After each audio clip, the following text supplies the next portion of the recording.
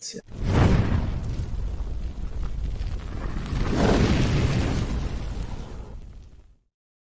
All right, so we are live. Give me 1 second while I add to this. Let's see if this is still going.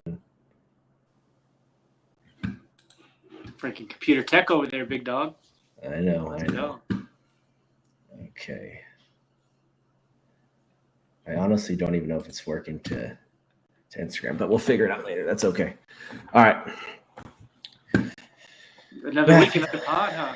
Another week, another pod. We're missing our G.I. Joe. I know. For those of you that don't know, our third partner, Mitch, he lives in Florida, like we said in the last podcast. And the hurricane is sweeping him off his feet. Right as we speak right now, he's Mary Poppins with the umbrella blowing away.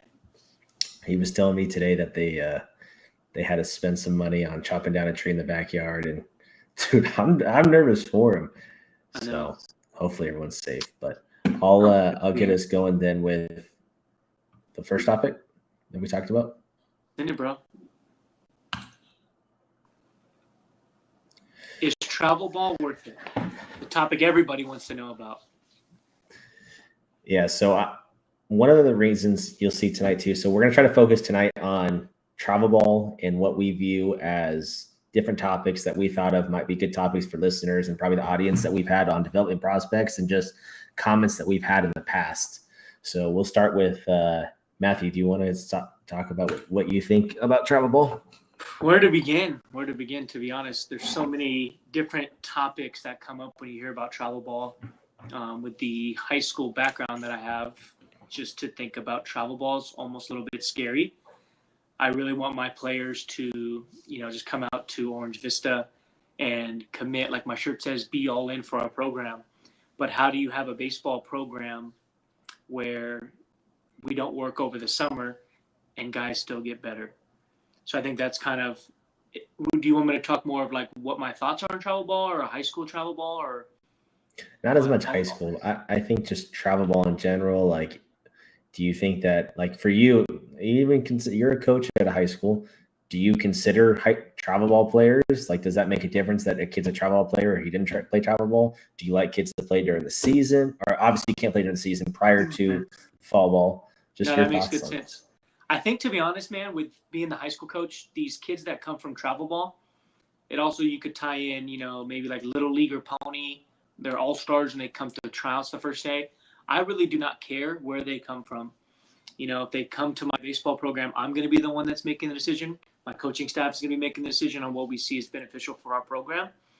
If they come in their travel ball gear or they come in their Little League gear, they come in whatever gear, they can come in a plain white tee for all I care. We want the best players. Yeah. So if they are recommended from this travel ball program or they have this reputation, like, I really don't care. I feel like so many people are so caught up on like, oh, I'm playing with this team or I'm playing with this team or this power ranked team or whatever the heck it is. They play for that team, but little do they know, they're kind of paying to play for that team as opposed to, earning their spot. I mean, some have spots to be earned, but when they come to day one of high school baseball tryouts, I really don't care too much about where they're from, as far as their baseball background, but I do care about their ability and their skill.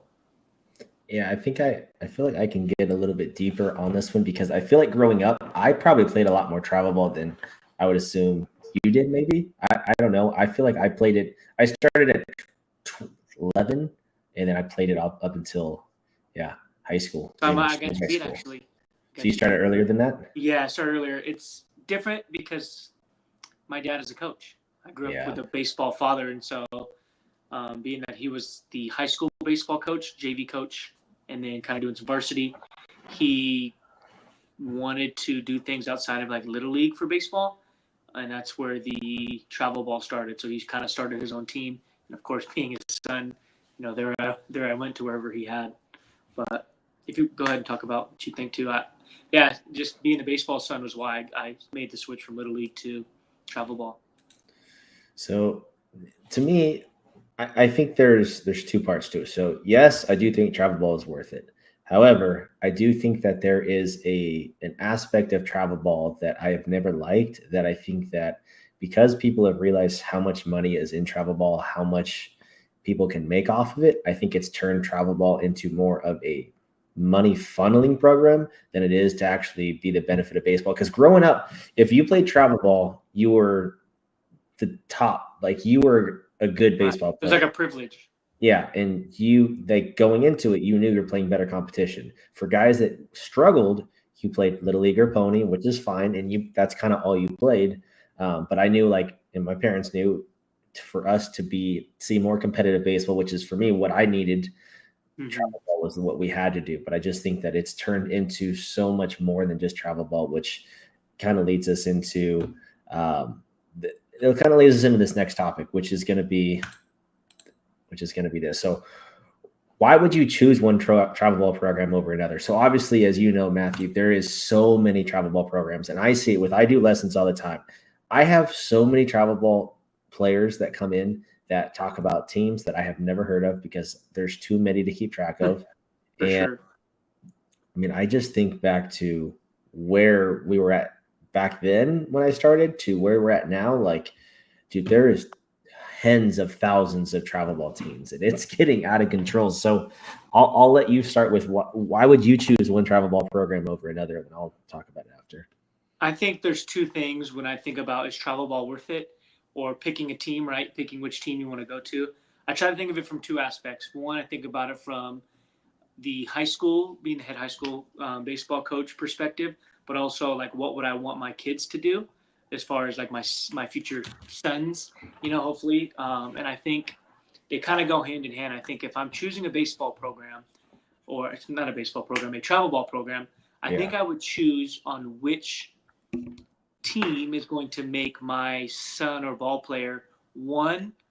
Not one, but one needs to be teaching them character and teaching them about responsibility, and then teaching them to develop as a baseball player. Like, I know a lot of parents on here like, oh my gosh, my son plays on the 9U team and they're number 3 in the state. That's all great, but there's no colleges looking at a 9U player. There's no high school coaches looking at a 9U player. Your job should be to teach them hard work and to understand, if you're not starting, you need to get better, or you need to find a different sport to play. Right? So I know 9 is still kind of young, but teach them responsibility, teach them character for what they're going to have on the baseball field, and then development as a baseball player, right? Teach them, if they're left-handed, don't just teach them to be a pitcher and left fielder. Why not teach them to play first base too, right? Teach them to play everywhere, because when they get older, they're going to be able to learn a lot, or by learning a lot more through travel ball, they can bring that skill with them to wherever they go, right? Don't just make them one-dimensional. So do you think that the travel ball program should be chosen by the parent or the player? Because that's the hard thing, because it's a friendship thing, or it can be for a developmental side. And I think that's what I'll get into too, because I think that's a huge issue is that. Do you want to know the honest truth for everybody that's out there? The travel ball team that I played on, again, I'm telling you, it's my dad's team. But we took so many losses in our first, 4 months. And for those of you that know my father as well, he didn't care about wins and losses. Obviously, everybody wants to win, right? Like, we're not dumb. We all want to win. But the lessons that we learned through that, and I'm sure he learned some as a coach, but the lessons I learned about, like, dude, like, every time you show up to the field, you're not getting a participation trophy. And if you want a participation trophy, and again, I'm an advocate to play Little League Baseball, to play in your local Little Leagues or to play in your local ponies. I love that as well. But they give out a participation trophy for everybody. And like you said, it's a privilege, Coach Shane or Shane, to play travel ball. That's where you go for the best competition. So if you're going against the best competition and you're not being successful, that's a life lesson you're going to learn. Eventually, you're going to get to a time in your life when no wins are guaranteed, right? Which is why we love baseball so much, because it's so difficult. But I think that's where kind of it comes from. Yeah. So don't you? I think as a parent, I think I make the choice. So what do you think? So you think it's parent?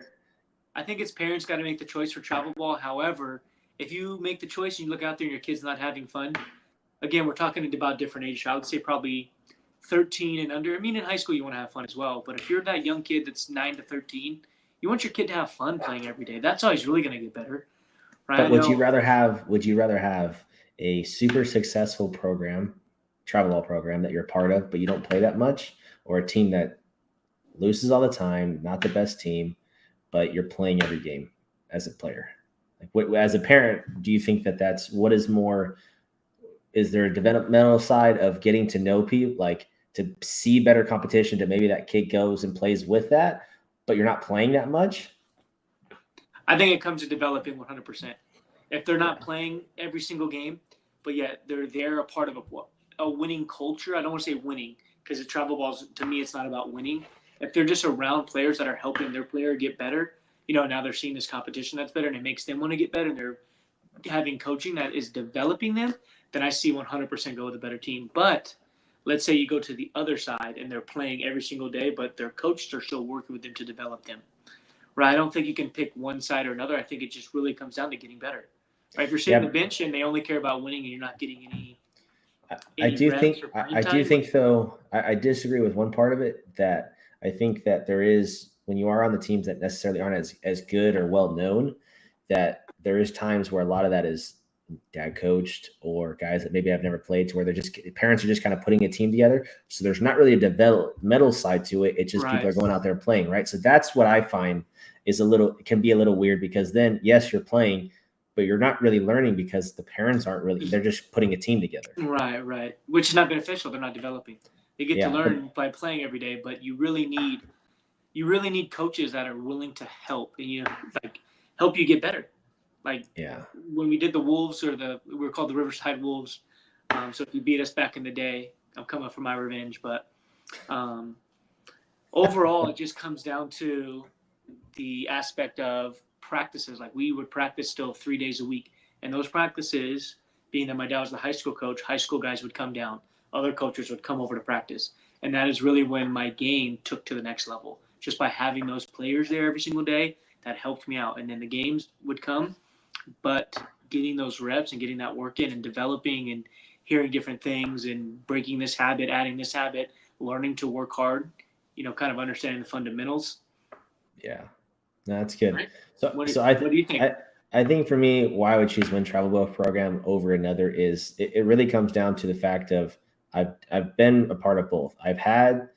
I remember being younger to where I had played, and then I got to a point with a team that was a well-known team. It was Anderson Bat Company. So again, everyone wanted to play in this team. This is when Anderson Bats was super popular.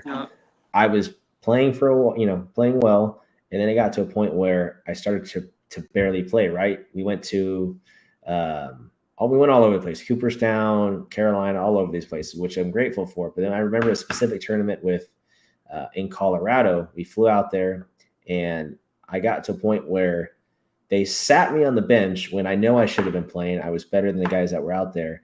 And then they put in a kid that was a catcher in right field when I was supposed to be in the outfield, and sat me. So at that point, my parents were like, screw this. We're not doing this. And I think that's when we realized we're just going to put a team together. We want you to play. We want you to develop. And that was probably one of the best things that we did. We put a team together, and those kids ended up playing well. And, that was kind of where it started for us. And I think you have to play. I don't care. You could watch 1,000 reps. You have to get that in-game experience. Agreed. And I don't think it's worth it for kids to go out there and be on a great team that they don't play all the time. Like what is that going to get you? So you go into your high school and you're on a great team, but you never played. High school coach doesn't care. Agreed. Yeah. I agree with you. It comes to developing, and then if you're not playing, you got to still get game reps for sure. But it doesn't necessarily come down to winning as much as it does come down to playing and developing. Which then leads us into this next one, which is. Let me stop real quick. Before you jump into that next part. Yeah. We were talking about from a high school perspective and how I view my players who are at the high school level and if they should play travel ball or not. Being a high school coach, a lot of us. Head coach for you guys. As a high school head coach. I want my kids to be playing as much baseball as possible over the summer. They need to be getting game reps. They need to be getting, like you said, live reps, especially if they're not one of my starters. But to take the entire summer off and not play is something that I don't want them to do. So I don't do any of the coaching over summer. I let one of my assistant coaches, he runs the travel ball team and takes a lot of my guys over the summer to play. And I want them to play and get those at-bats. However, when it comes to high school season and being in Southern California, it's highly competitive for high school baseball. We have to have our guys there and present with us for our fall games and for our fall practices, because once we get to the spring, some schools wait till January. If we wait till January, even November, December to start playing and getting our guys away from travel ball, I'm already months behind of the good programs. So I want them to play for summer, but then once, we get into the fall and we start playing, I want them fully committed to me. And another thing about doing the summer ball as well is we really need to be careful with how much we throw our pitchers. A lot of times, especially on varsity, we have a throwing program at our school, and we want them to be at their best come March, April, and May, which means, we're limiting pitch counts, we're limiting bullpen sessions to make sure that they're developing. So when we get to season, they've reached their pitch limits and they're ready to go for what they need to do for the season. But if I'm revving them all the way up to getting their max pitches, we're throwing, 80, 90, 100 pitches, by the time summer comes, they need some time off.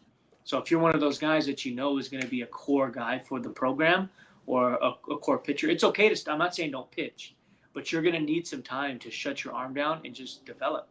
Maybe that's your time to not be a PO, get some extra at-bats, play some shortstop, play some third base, but there has to be some downtime in the middle of that. Yeah, because the thing too for that is there's no sympathy for it. You can have played all the time, all summer, pitched all the time. I don't care what you did. If you come into January, beginning of February, and now your arm's hurting, and that's your fault. As you as a parent or you as a player, you knew what you were doing. You should have focused, like you're saying, on a program. There should have been some precautionary measures, and it sometimes falls down to these travel ball coaches too, that they're out there to win, and it's doing the kids that's just making it a mess. And I see that all the time. I see so many kids with arm issues at a young age, like 12-year-olds, 13-year-olds. Like, that is so bad. That is so 100%, bad. No, 100%. I think too, it's got to come down to making the decision. I'm either going to go full in with high school, I'm going to go full in with travel ball. If you would rather go and throw your pitches over summer, then just tell your coach you're not pitching. Then don't pitch. But you're going to have, that's why we see so much Tommy John, because they never take time off. They never build their core. They never work out their legs. They just go arm all the time. Never shuts it down. But so yeah, pick your travel ball programs wisely.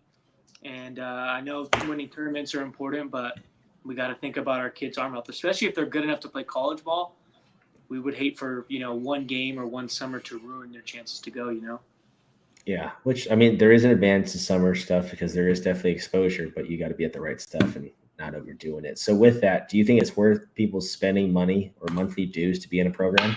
Because that is a huge, and again, it's the money grab thing. And there's good programs that have taken advantage of, you're not only paying to play in these tournaments, you're not paying the coaches, you're doing so much more. You pay just to get in travel, places to go, hotels, getting car rides, eating out on the road. Yeah, all that builds up. I don't know if there's an advantage. I don't know if there's an advantage for joining a monthly travel ball program necessarily.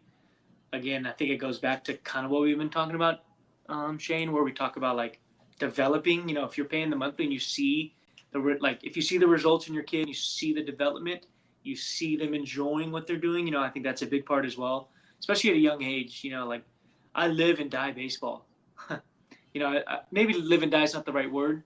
My identity is in other things, but I love baseball with all my heart. It's one of my favorite things to do. It's one of my favorite hobbies. It's one of my favorite things to watch, do, enjoy, all of it. But my brother, he could care less whether who wins or does anything for baseball. He honestly, It's not that he can't stand it, he just does not like it. But how can somebody so close to my age not like baseball? And that's because when he was younger, he didn't enjoy going to the practices. He was on a team that got too serious for him. He didn't play a lot. He didn't enjoy being out there. So what does he do? He plays another sport, right? So if you want your kids to like playing baseball, they got to enjoy what they're doing. So I think that's where is paying worth it. First of all, if you see your kid having fun and he's in a place where he's going to be to have fun and enjoy playing, but also develop. I think those are the two things that would be worth paying for, especially if you can't get that somewhere else. But also it's like from a coach's standpoint, they got to make some money for their time, right? But it doesn't necessarily have to be money. If you're paying for tournaments, you're going to pay for tournaments no matter where you're at. Yeah. What do you think? That's where I'm at too. I think regardless, you're going to be spending so much money, and I mean, I think it's what you get out of the program. Like if you're consistently getting two practices a week with guys that have experience, they're not just travel, daddy coaches, then yes, I think it can be worth it. However, I've been to many, many programs that are just they put it together. You go out, maybe you just play games, but that's okay. You're still getting everything in. But it can get so expensive for your parents. And now that I see how much money my parents spent on me in sports and baseball, and it's pretty crazy. Parents, if I could say one thing directly to you guys, go to the practices. Go to the practices. You don't have to be on the fence yelling. You don't have to be at every practice. But if you go to 2 or 3 practices and just sit there and watch and listen to how the coach is talking to your player, listen to how your player is reacting to how your coach talks, look at how your player interacts with the other players on the team, and then you can decide if it's worth spending your money. Right? I feel like so many parents that I talk to that have any complaints or whatever, they don't come out. They have their player comes home and goes, I hate this coach. He's so mean to me. He did this to me. Da da da da. Why don't you come to practice? And my practices are open. If you want to come to my practice, come on, walk out to practice. However, you got to be facing with the honest truth. If their kid's not having fun, or you hear things that you're not seeing, that's where it is. It's like I feel like so many people get caught up in like, oh, they suck, or oh, this, whatever, their coaches mean. Go to the practices, right? That'll tell you if your money's worth it. It's like paying for a movie. You go watch the movie. If you didn't like it, like obviously you wouldn't recommend to pay for it, or you wouldn't go back and see it. If you like the movie, you're going to pay and watch it again. Yeah, for sure. I think it's huge that parents are there. And I don't even think it's just to listen. I think as a kid that played sports, and you get it too, like having your parents there and just being able to know that they're watching you, and you can talk about what happened at practice. You can summarize what happened at practice. That's, your kid's actually getting something out of it. But if you can go a whole practice and you ask them what they learned, or what they enjoyed, and they have nothing to say, no, it's not worth it. From a lesson, when doing lessons, do you think your kids enjoy coming to you for a private lesson? Yeah, and I think they have to. Those things aren't cheap. No, they're expensive, and I know that. And I think that's one thing that I always try to gauge when I'm doing lessons with kids, because I know how expensive it is for the parents. And I've turned away lessons. I've gotten to a point where I would rather be at home watching TV with my wife than sometimes being at lessons when kids don't want to be there. And I have to enjoy it with the kids, and I think I have to see them getting things out of it. And I'm a coach that when I do my lessons, every kid that comes in does push-ups. I don't care, from a little kid to my high school kids, because I want to make sure that they remember the things that we're talking about and they implement them. They go home and practice it. There's always homework. And I'm always quizzing them, because I know as a student and as a learner, I used to just nod my head and say yes, and I was never questioned. So if I can question someone and they don't know what I'm talking about, right? They don't know. And that's the only way that these kids can. And I want their parents to know that they got their money worth, and I want these kids getting something out of it. So right, but I think too, like if a parent came in and watched your lesson, so they say, "Oh, Coach Shane's lessons aren't worth it." Okay, could that be true? Sure. Could it not be true? Of course.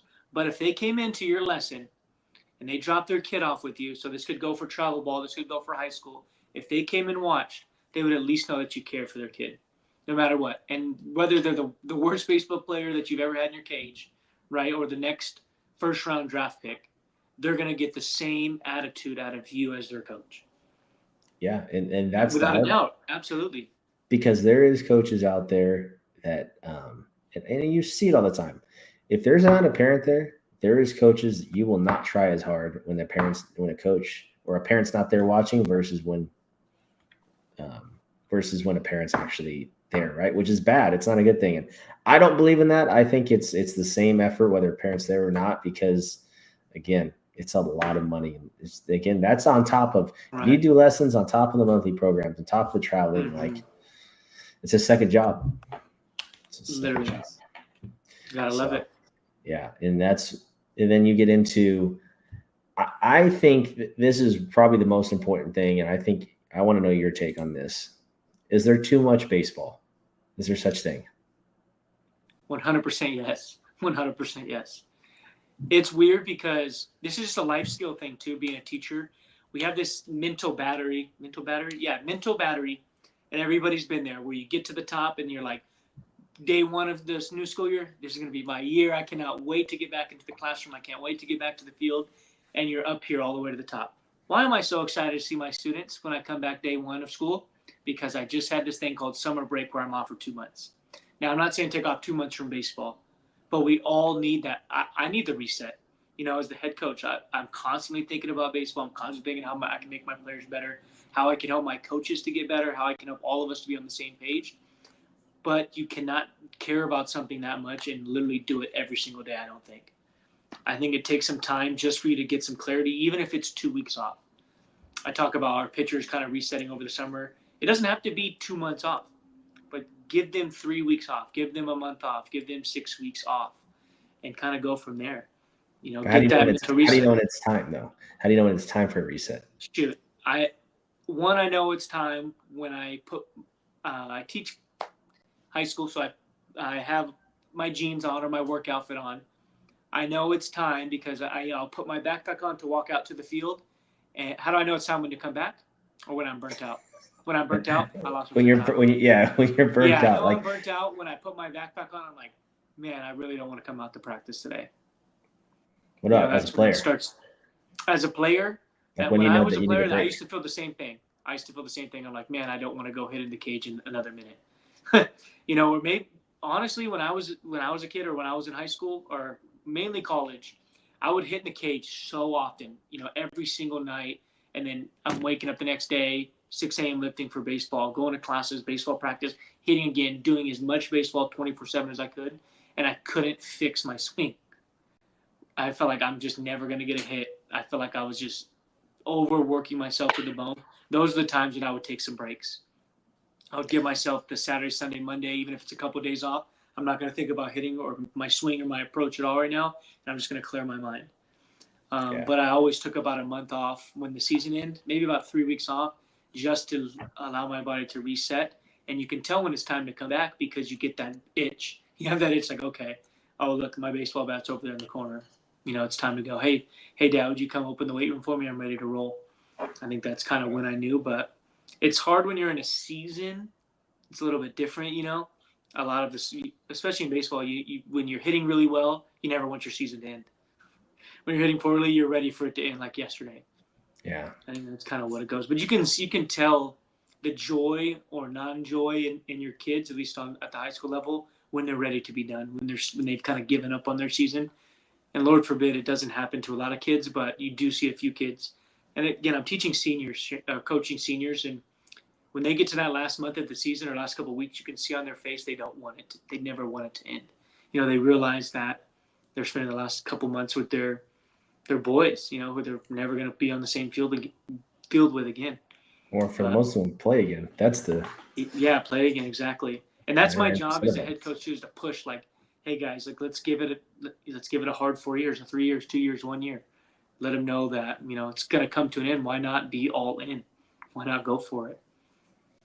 But I don't know if you have ever experienced burnout, but Oh, for sure. yeah, Especially in the minor leagues. That's what I think everyone does it. Whether you say you have or you haven't. When you're playing 162 games, like that is just you're counting down the days, and whether you're doing good or bad. But again, like you're saying, when you're doing well, you're not necessarily counting the days. But I remember being in the minor leagues when you get to that point to where you're so exhausted, you've lost so much weight, like you want to be home with your family, you want to see people you haven't seen in forever, and you can't. So that's when, I believe that's why you have to change things up. Like that's why it's super important, obviously, to have your core friendships, and that's what makes sports so valuable. But you have to be able to find ways to make things fun and enjoyable. And I think that's what we used to always do. Like when you get to that point where you're starting to get burnt out, like, dude, Mitch, the other guy that's on this podcast, he's not here today. I remember when we were in Daytona Beach, Florida, when we were in high A, we got to a point where we're exhausted. It's been a long season. And we made it a point to after batting practice, we would change into shorts in our shirts. We walk across the street. We go get a coffee and we play chess. And to break the routine. Just to break it up. And then we just stay there for like 15, 20 minutes. And then we head back. But again, it reset everything. And then by the time you got back, like you're ready to go. But baseball can be a very boring sport very fast, and you have to find a way to make it fun. I think the fall for me in college was way harder than the season. I feel like because we would do 6 a.m. lifting and we would do fall games, and we would play at a junior college across the street and play like 17 inning games. Our coach, as soon as we could get out of class, we'd bust over there to play. We'd play until we couldn't see the ball anymore. And that would happen often. I felt like you get burnt out with the fall and the training and the progression. And then when season comes, like, all right, finally. And I think that's kind of is within coaching. You put all your work into the fall. By the time season hits, it's over. You're ready. Hopefully you guys prepared, ready or not. It's like preparing for a flood. Shout out Mitch, who's going through the hurricane in Florida, but you got to prepare for the flood. You got to chop down that tree in the back. You got to build up your wall and hope the water doesn't get in, which is exactly kind of what baseball preparation is. So do you think that and again, because we're on this travel ball topic, is there such thing as too young? Without a doubt, too young. Especially if we're going to go down like the money road and doing all that, like you can save that for another day. There's enough good coaching in baseball and Little League baseball, especially with our area in Southern California, but play Little League is cheap.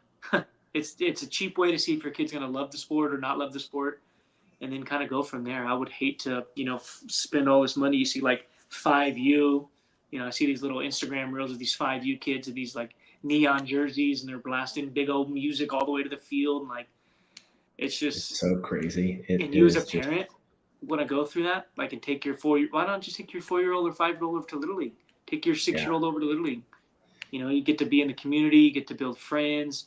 I guarantee if you're doing your local Little League, you got kids from your elementary school there too. Just gives them a great opportunity to make new friends. So what do you think about lessons then at a young age? Do you think it's worth it? Depending on the age and depending on the player. For lessons, I would say you gotta be a certain age to where you can actually understand the skills. You don't want to be chasing these kids around. If your kid can't understand what staying through the baseball means, it's probably not best to take them to lessons. Yeah, it's finding that balance too. I think that's the big thing is parents want their kid to do better, even though the kid doesn't want to be there. So that's the big thing is it's finding that core. You want to develop the kid, but maybe it's not the right time. When the kid's having fun and ready to learn, yes. Agreed. Question for you, kind of pulling this one out of left field. Do you think it's good for kids to play other sports? Yeah, I think it's amazing to play other sports. I just was telling a parent that they asked me that the other night, and I think it does two things. Each sport has a characteristic to it that it develops not only you as a player for that sport, but for us to become men or to learn what life's about, right? So for football, for me, it taught me what it's like to, when I'm exhausted, when my body's hurting, to fight through that, to not give up, and that grind of having those pads on, and there's so much that goes into it. Going to war almost. Yeah, and you have to. My parents put me in. I played, I swear, every sport, and a lot of them I sucked at, but it kept things for baseball fresh. Right, without avoiding burnout. Yeah. What about you? I agree. You got to play other sports. It's hard for me when a kid, comes to me, hey, coach, I'm not going to come out for baseball. I'm going to go do basketball first. I'm going to come out to baseball. I'm going to do other sports first. It is difficult because obviously you want to, again, develop them and have them with you. But I never hold it against any of my kids if they want to play other sports. I will tell them, however, if you're going to go play basketball and you were competing for a third baseman spot and you're not going to come out for the fall, now I have another third baseman that's going to be getting all of those reps. So it doesn't hurt you, but now I'm seeing another guy. He's getting all the reps. He's getting all the work. Who knows what could happen when they come back? Again, that's not holding against him, but they get those reps. But at a younger age, I think you have to play other sports.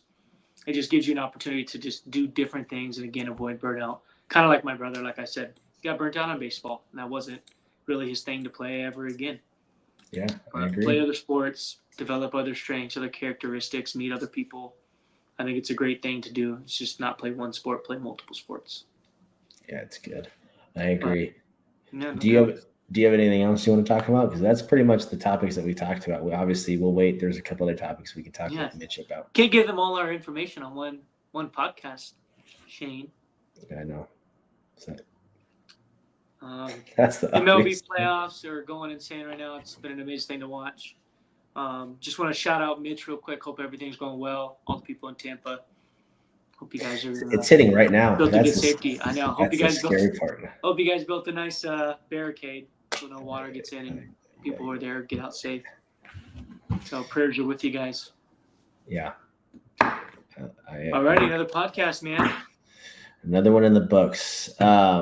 We will put this on. This will be on YouTube for anyone that didn't catch the full thing. And from here, just be expecting this every Tuesday night. So. Yeah, if you guys have any questions, feel free to leave comments down below. And we'll go ahead and link our Discord group if you guys want to have direct questions to us. We check that thing often, which gives you a great opportunity to get direct help, get direct feedback from us. Yes, sir. Other than that, y'all, keep developing. See you guys.